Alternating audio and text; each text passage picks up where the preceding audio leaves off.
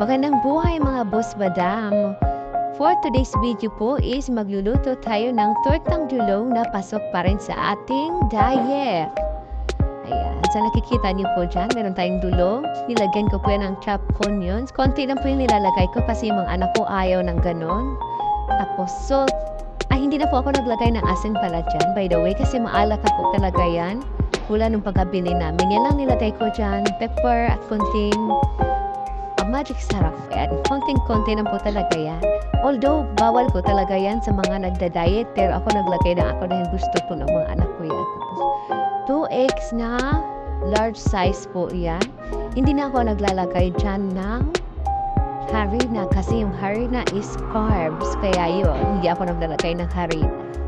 Ang ayaw din po ng aking mga tiyanak ng ganun. Kaya, ganyan lang kasimple. Importante may pepper, onion, at eggs lang. Wala nang salt kasi maalat na po yung dulong.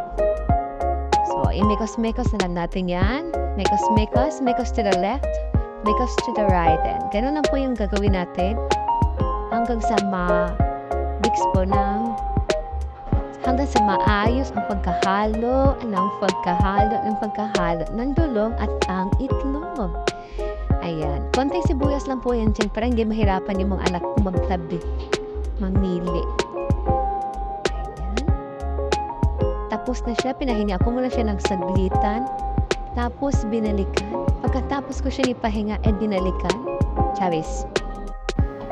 Sa isang malinis na kawali, naglagay po ako dyan ng coconut oil. Coconut oil po yung gamit ko guys, spring oil. Sa lahat po ng mga nagda-diet, yun po talaga ang mga perfect oil na gagamitin natin is coconut oil. Ayan na po, nilagay ko na yung unang salang. Nagsalang na ako dyan, diba?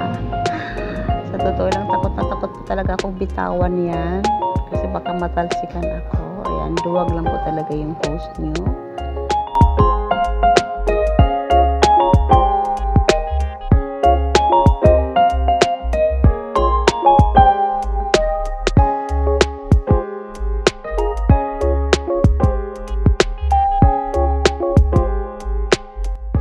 Yan, pwede na siyang baliktarin at binaliktad ko na nga yan. Diba? Ang bilis ko magbaliktad. Cherry. Yan.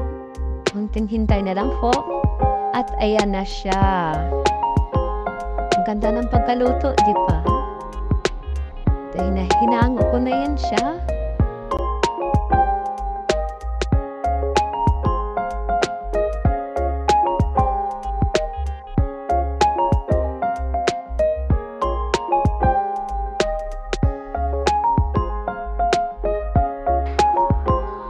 At yan na yung finished product ko. Yan.